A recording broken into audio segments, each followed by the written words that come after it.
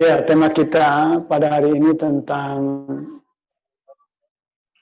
pelaksanaan Isra dan Mi'raj dalam pandangan hukum Islam. Gitu ya. Memang terjadi pro kontra gitu ya. Justru di sini kita mahasiswa pendidikan dasar ulama supaya bisa memahami kegiatan yang sudah memang dilaksanakan di masyarakat kita itu dengan secara jelas, berikut dalil-dalilnya gitu. Nah, Maulid sendiri itu pada awalnya dilaksanakan oleh para tokoh-tokoh ya, para raja, para gubernur dalam situasi peperangan, suasana peperangan umat Islam pada saat itu dengan kaum salib dari Eropa, ya, pasukan salib itu dari Prancis, Jerman, dan Inggris. Ketika itu kan menyerang wilayah-wilayah Islam, begitu ya, termasuk diantaranya Yerusalem di Palestina. Sehingga pada saat itu Masjid Al-Aqsa yang merupakan masjid yang dimuliakan oleh umat Islam dapat direbut oleh pasukan salib dan dijadikan gereja gitu.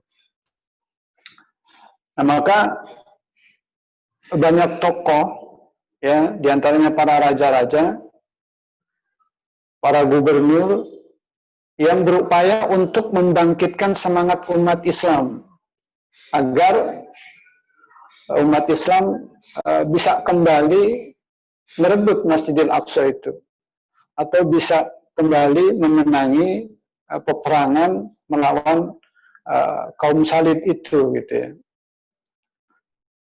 Maka sebagaimana tadi dijelaskan oleh pemakalah, ada Raja Irbil, begitu juga, termasuk ada seorang gubernur dinasti Abbasiyah yang pada saat itu berkuasa di Mesir, yang kekuasaannya meliputi sepanjang Jazirah Arabia sampai ke Suriah, begitu besar, yang bernama Sultan Salahuddin Al-Ayyubi, atau orang-orang barat mengenalnya dengan Sultan Saladin, itu menganjurkan kepada rakyatnya, kepada masyarakat supaya dilaksanakan peringatan Maulid. Nah, tujuannya adalah untuk membangun kembali semangat umat Islam gitu. Karena pada saat itu secara politis umat Islam terpecah-pecah dengan kesultanan-kesultanan yang ada. Pada saat itu kekuasaan umat Islam memang berada di bawah khilafah Abbasiyah gitu ya. Tetapi itu lebih bersifat kepada yang spiritual.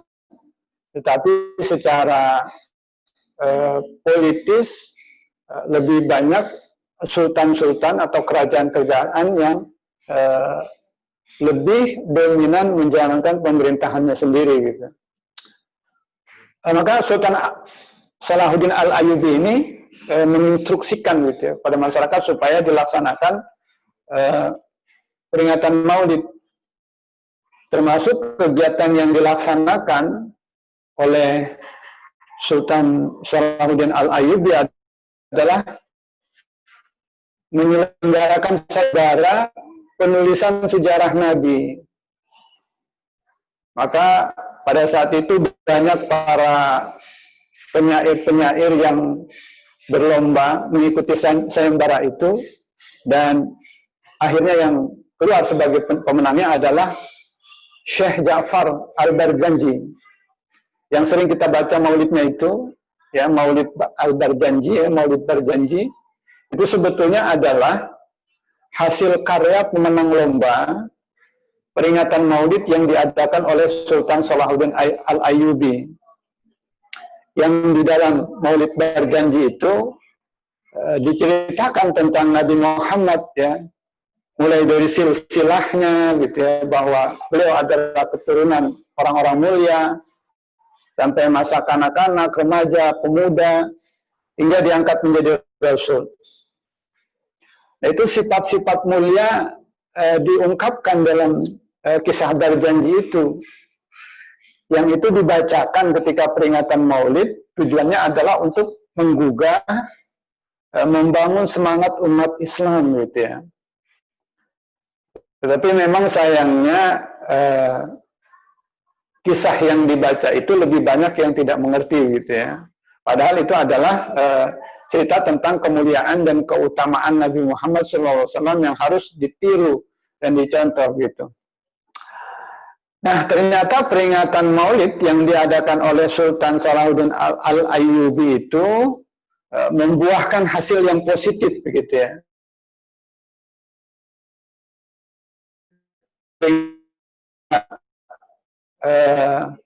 Tahun 1185 Masehi itu kota Yerusalem dapat direbut kembali oleh umat Islam, dan Masjid Al-Aqsa bisa dikuasai kembali oleh orang-orang Islam.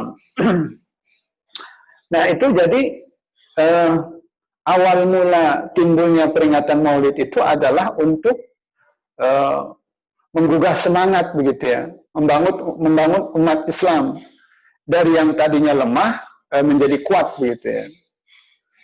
Yang tadinya kalah begitu menjadi pemenang. Nah, itu adalah inti daripada semangat peringatan Maulid. Sebenarnya seperti itu. Ya, bagaimana mencontoh perilaku dari Nabi Muhammad SAW yang diimplementasikan dalam kehidupan sehingga memperoleh kebaikan-kebaikan gitu ya. Di antaranya berhasil membangun semangat dan meraih kemenangan gitu ya. Nah, peringatan Maulid ini maupun Isra Mi'raj terjadi pro dan kontra gitu ya. Yang kontra itu mengatakan bahwa pada masa Nabi, masa sahabat, tabi'in, tabi'in, tidak ada pernah yang melakukan itu gitu ya. Jika memang peringatan itu disyariatkan, tentu Nabi dan para sahabat yang terlebih dahulu melaksanakan hal itu gitu. Tetapi mereka tidak melaksanakan. Nah, kemudian kelompok yang berpendapat bahwa peringatan Maulid itu adalah perbuatan bid'ah, mengambil dasar dari hadis Rasulullah SAW, wa iyyakum wa muhdatsatil amr. Ya, kata Nabi, berhati-hatilah kalian dengan sesuatu yang baru, dengan amalan-amalan yang baru yang tidak ada dari nabinya gitu. Fa inna kulla muhdatsatin bid'ah wa kulla bid'atin dhalalah. Karena sesungguhnya tiap-tiap sesuatu yang baru yang diada-adakan yang tidak ada dari nabinya itu adalah perbuatan bid'ah. Dan perbuatan bid'ah itu sesat gitu ya. Perbuatan bid'ah itu sesat. Dan dalam keterangan lain wa kullu dhalalatin finnar, dan yang sesat itu akan masuk neraka gitu ya. Nanti kita akan bahas ini. Yang kedua, ada mereka beralasan juga dengan hadis Nabi, man ahdatsa fi amrina hadza ma laysa fihi fahuwa raddun. Ini hadis yang diriwayatkan oleh Imam Bukhari. Intinya sama gitu ya, perbuatan yang diada-adakan. Kemudian yang ketiga alasannya adalah manfaat dari peringatan Maulid dan Isra Mi'raj itu tidak terlalu dirasakan oleh umat gitu. Terbukti walau peringatan Maulid dan Isra Mi'raj itu dilakukan di mana-mana setiap tahunnya, tetapi pemahaman umat Islam terhadap ajaran-ajaran agama Islam ya tetap begitu-begitu saja gitu ya. Tetap yang banyak tidak tahu tentang sejarah Nabi Shallallahu Alaihi Wasallam. Tetap masjid-masjid, musola-musola banyak kekurangan jamaah dan lain sebagainya. Itu di antara kelompok yang mengatakan bahwa Maulid itu sebagai bid'ah gitu ya, dan tidak patut untuk dilaksanakan. Nah, adapun golongan atau kelompok yang berpendapat bahwa itu bukan bid'ah, beralasan bahwa peringatan Maulid dan Isra Mi'raj itu bukanlah kegiatan ritual keagamaan. Artinya bukan ibadah mahdo langsung, bukan ibadah kepada Allah, melainkan dari syiar-syiar Islam, ya. Karena orang boleh saja begitu untuk syiar Islam melakukan sesuatu kebaikan-kebaikan yang tujuannya adalah untuk syiar Islam gitu ya.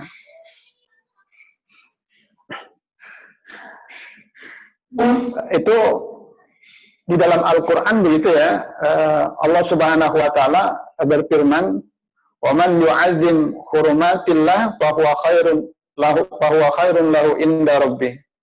Barang siapa yang mengagungkan apa-apa yang terhormat di sisi Allah, itu lebih baik baginya di sisi Allah. Atau dalam ayat lain dikatakan, "Dzalika wa may yu'azzim sya'irallah fa innaha min taqwal qulub."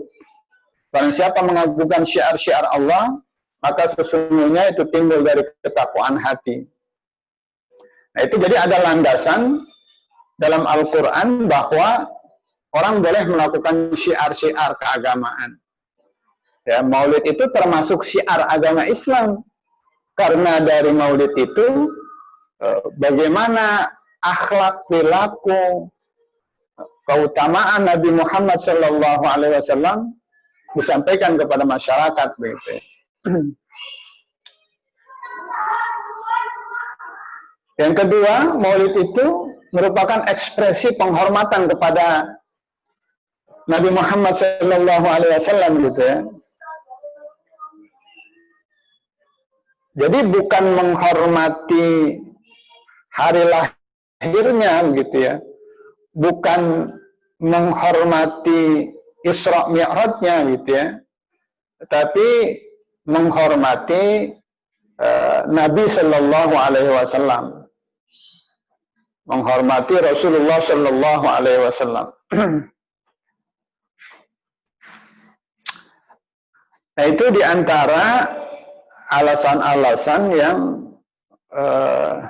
dipakai atau digunakan oleh mereka yang berpendapat bahwa Maulid itu merupakan sesuatu yang boleh begitu ya. Nah, kalau tadi ada pertanyaan pertama tentang bid'ah begitu ya. Pertanyaannya itu,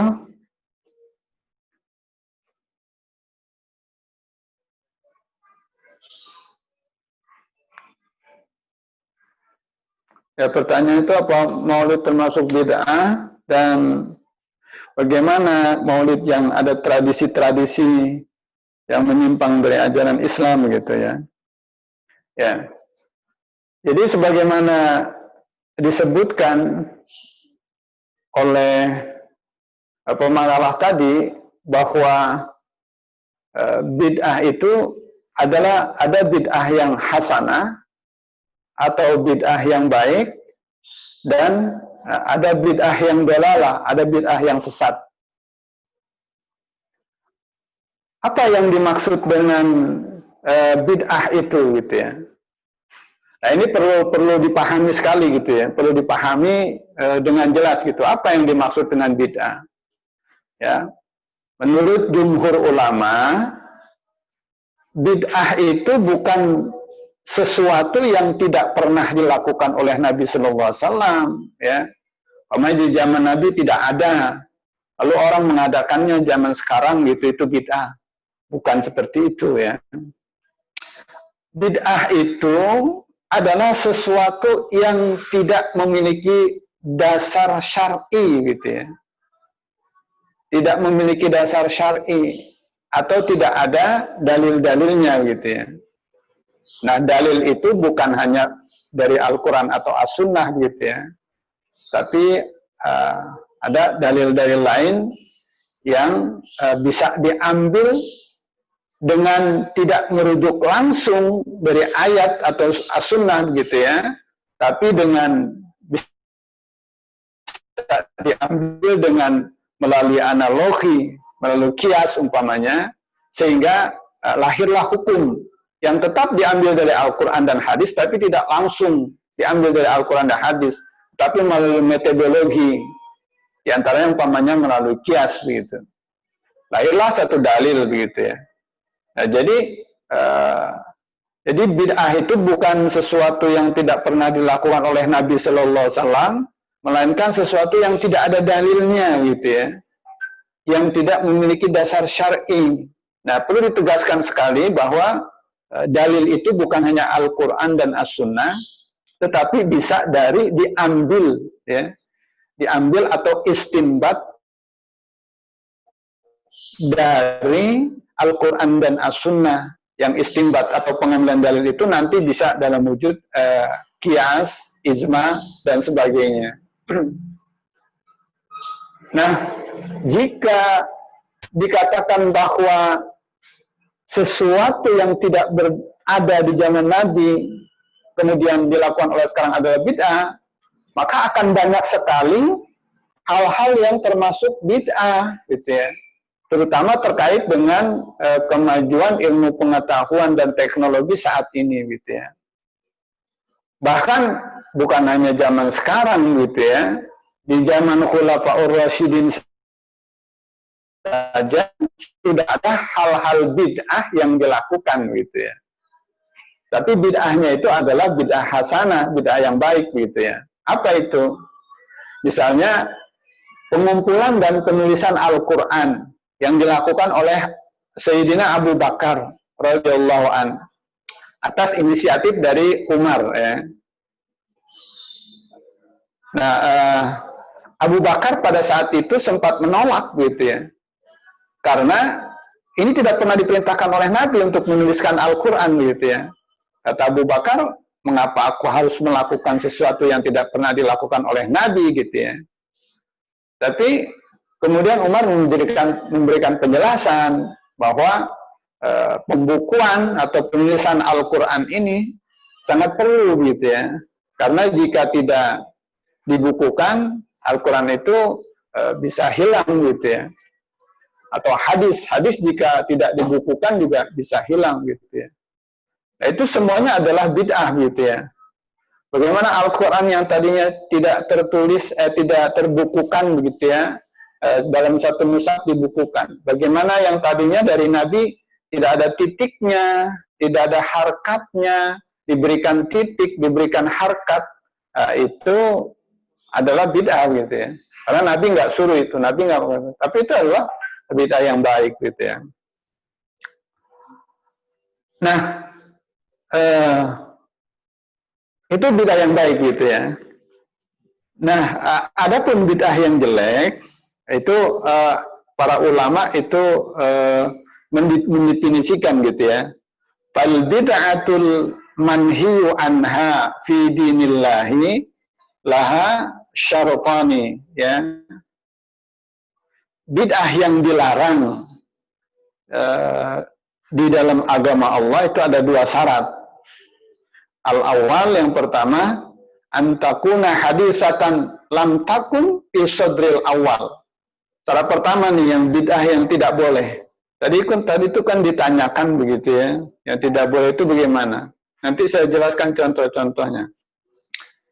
Yang pertama itu syaratnya yang bid'ah, yang dolalah, yang sesat atau yang tidak boleh itu antakuna hadis lam takun fi sadril awal, terjadi amalan yang tidak ada di sadril awal gitu ya. Nggak ada itu, bahasa Nabi nggak ada. Tapi tidak sampai berhenti di situ.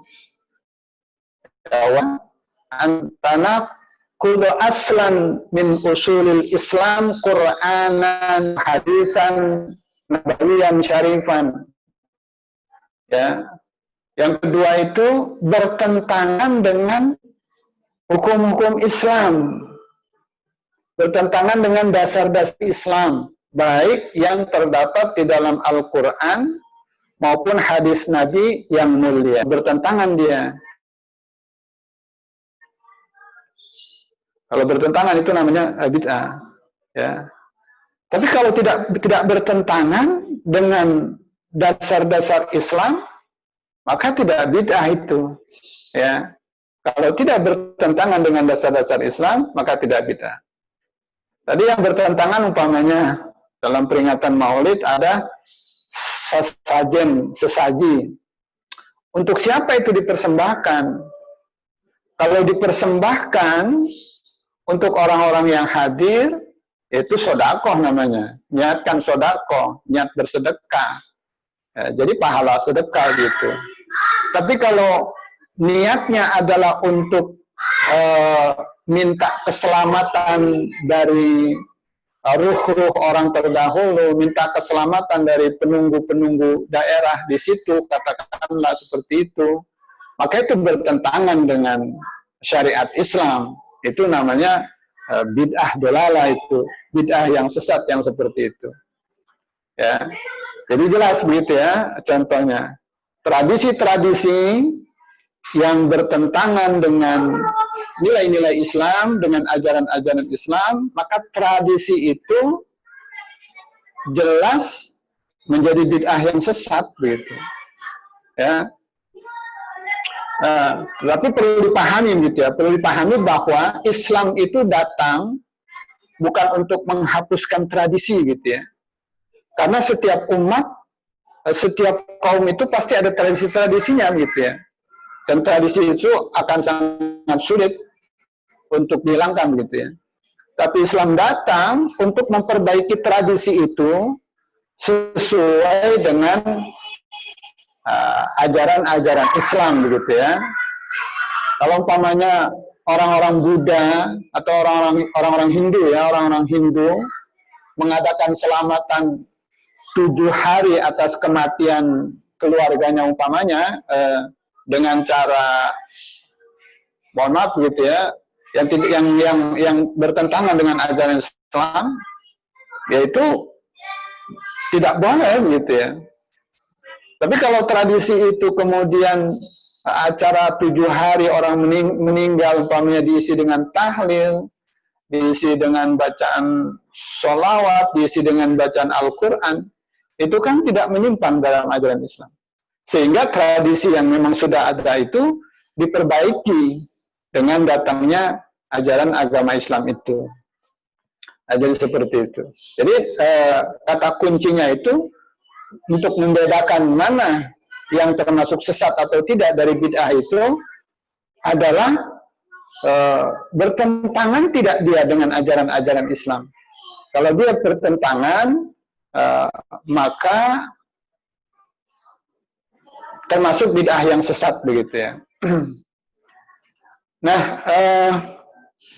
di antara para ulama ada yang mencontohkan bid'ah hasanah itu, bid'ah yang bagus itu, ada mencontohkan macam-macam bid'ah gitu ya, baik bid'ah yang hasanah maupun bid'ah yang dolalah gitu ya.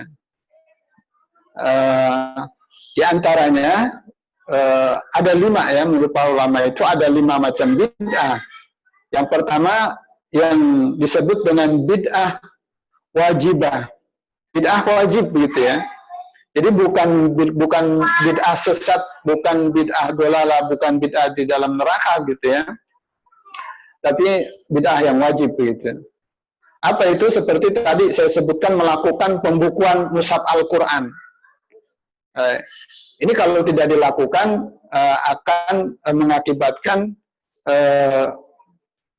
satu kerusakan bagi generasi seterusnya dari kaum muslimin, karena mereka tidak akan mendapatkan pedoman gitu ya. dengan tidak adanya pembukuan Al-Quran itu. Kemudian termasuk bid'ah yang wajib itu juga seperti pembukuan kitab-kitab hadis gitu ya. Kemudian menyebarkan ilmu-ilmu dengan menyertai dengan dalil-dalil yang qat'i gitu ya. Baik ilmu-ilmu itu terkait dengan ibadah maupun terkait dengan muamalat yang berhubungan dengan kegiatan kehidupan manusia gitu ya. Itu mungkin dalam rangka menguatkan dalil-dalil, tidak selamanya dipakai dalil Al-Quran begitu ya. Bisa dipakai dengan sains, teknologi dan sebagainya gitu ya. Padahal sains dan teknologi itu belum ada pada masa Nabi. Yang kedua, bid'ah mandubah. Seperti bid'ah yang sunnah. Bid'ah tapi berpahala kalau dilakukan ya. Seperti membangun sarana-sarana untuk kemaslahatan umat ya. Seperti kantor-kantor untuk urusan kemasyarakatan gitu. Atau pembangunan sekolah-sekolah. Itu kan bid'ah. Tidak ada pada masa Nabi gitu ya. Kemudian yang ketiga, bid'ah yang boleh gitu ya. Seperti membuat ya macam-macam yang tidak melanggar agama begitu ya, seperti model pakaian begitu ya, model pakaian yang mengikuti tren sekarang gitu ya, selama secara syar'i tidak bertentangan begitu ya, artinya tidak ketat, tidak membuka aurat begitu ya, itu boleh walaupun modelnya umpamanya model masa kini, model yang sedang trendy gitu ya. Nah, itu kan model-model baju seperti itu bid'ah juga gitu ya. Karena dulu juga tidak ada gitu masa Nabi. Nah, kemudian yang bid'ah yang haram gitu ya, bid'ah yang sesat, itu diantaranya seperti dalam ibadah mahdhah begitu ya, menambah rakaat sholat zuhur yang 4 rakaat ditambah 5, atau sholat subuh yang 2 rakaat ditambah 2 begitu ya. Nah ini bid'ah-bid'ah yang haram jelas begitu ya, bid'ah yang haram jelas. Satu lagi yang ingin saya sampaikan, tadi hadis yang disampaikan oleh pemakalah, ada itu hadis Nabi begitu ya, hadis sahih begitu ya. Tapi ini harus dimaknai secara benar begitu ya. Kata Nabi itu wa iyyakum wa muhdatsatil umur. Wa muhdatsatil amr. Ya, hati-hatilah kamu dengan perbuatan yang tiada-adakan. Fa inna kulla bid'atin fa inna kulla muhdatsatin bid'ah. Karena sungguhnya tiap-tiap satu yang diadakan itu bid'ah gitu ya. Dan bahkan dilanjutkan wa kulla bid'atin dolalah, dan setiap yang bid'ah itu adalah sesat begitu ya. Nah, itu dikatakan begitu ya. Tiap sesuatu yang baru yang diada-adakan yang tidak ada pada masa nabinya itu bid'ah. Dan tiap-tiap bid'ah itu adalah sesat begitu. Nah, makna kata-kata tiap-tiap di sini atau makna fa inna kulla itu tidak berarti bahwa setiap itu artinya semua gitu ya. Maka dalam pembahasan ilmu mantik ada pembahasan tentang